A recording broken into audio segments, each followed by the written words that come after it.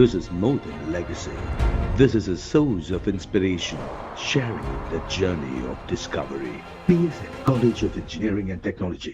மூத்த பத்திரிகையாளர் திரு தராசு சியாம் நம்மோடு தொலைபேசி வாயிலாக இணைந்திருக்கிறார். சார் வணக்கம். வணக்கம். எதிர்பார்த்த ஒன்றுதானா? ஏற்கனவே தொடர்பான பேச்சுகள் நிறைய எழுந்து வந்தன. இப்போ 9ஆம் தேதி அறிவிப்பு வெளியாக வாய்ப்பு அப்படின்ற ஒரு தகவலை பார்க்கிறோம். அடுத்து வேறு யாரை நீங்க அனுமானிக்கிறீங்க? அண்ணாமலை மாற்றப்படுவதற்கான முக்கியமான காரணம் அப்படின்னு நீங்க என்ன சொல்வீங்க?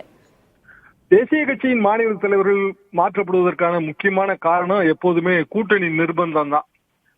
குறிப்பாக தொகுதி பங்கீடின் போது அனுசரணையானவர் இருந்தால்தான் நல்லது என்று ஒரு மேஜர் பார்ட்னர் நினைப்பது இயல்புதான்.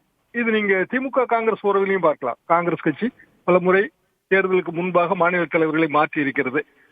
சமீபத்தில் மாற்றப்பட்டு செல்வ பிறந்தகை வந்த போதும் அதே மாதிரிதான்.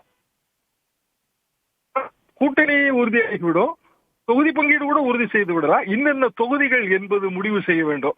அதுல மேஜர் பார்ட்னருக்கும் அதற்கு அடுத்த நிலையில் இருக்கிற தேசிய கட்சிக்கும் ரொம்ப இணக்கமான ஒரு உறவு தேவை, இணக்கமான தலைவர் தேவை. திரு அண்ணாமலை அவரது கேம் பிளான் கொஞ்சம் வேறு மாதிரியானது. அவரை பொறுத்தவரையில் பாரதிய ஜனதா தனித்து வல்லமை பெற்று எந்த கூட்டணியும் தேவையில்லை என்கிற நிலைமைக்கு வளர வேண்டும். இதுவும் சரிதான், அதை தவறு என்றெல்லாம் சொல்ல முடியாது. ஆனால் இப்போதைக்கு பாரதிய ஜனதாவின் வியூகத்திலே இத்தகைய நிலைப்பாட்டுக்கு வழி இல்லை. எனவே அண்ணாமலை அவர்கள் மாற்றப்படுவார் என்பது கிட்டத்தட்ட 99% உறுதியானதுதான். யாரை கொண்டு ஒரு சின்ன குறுக்கீடு அதுல இப்போ அண்ணாமலை மாற்றப்படுகிறார் அப்படின்றது உறுதியாகுது அப்படின்னா அதிமுக பாஜக கூட்டணி அமையதும் கிட்டத்தட்ட உறுதியாகுது அப்படின்னே நம்ம எடுத்துக்கலாமா? அதுக்கான சமிக்கை தான் இதுன்னே நம்ம அதை கொள்ளலாமா? கண்டிப்பாக நீங்கள் சொல்வது மிகவும் சரி. அதிமுக பாரதிய ஜனதா கூட்டணி உறுதியானால் தானே அண்ணாமலை மாற்றப்படுவார் என்கிற அந்த பேச்சே வரும் இயல்பாக. பிரதமர் வந்துவிட்டு போன பிறகு மாநில தலைவர் மாற்றப்படுவார். காரணம் தேசிய தலைமையை அவர்கள் தேர்ந்தெடுக்க வேண்டும். எப்படினாலும் குறைந்தபட்சம் 2வது வாரத்திற்குள்ளாவது அவர்கள் தேசிய தலைவரை முடிவு செய்தாக வேண்டும். அதற்கு பிறகு பீகார் தேர்தல் வருகிறது.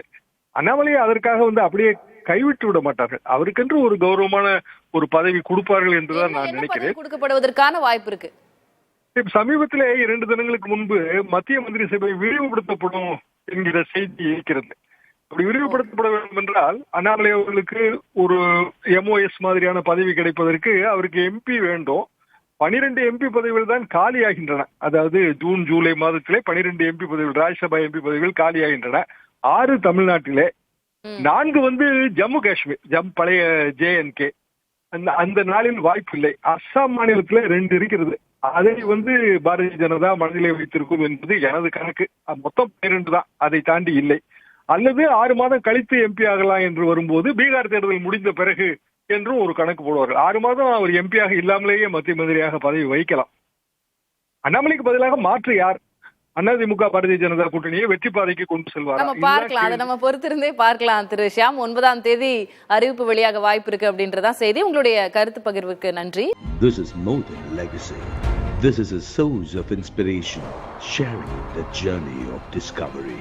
PSN College of Engineering and Technology.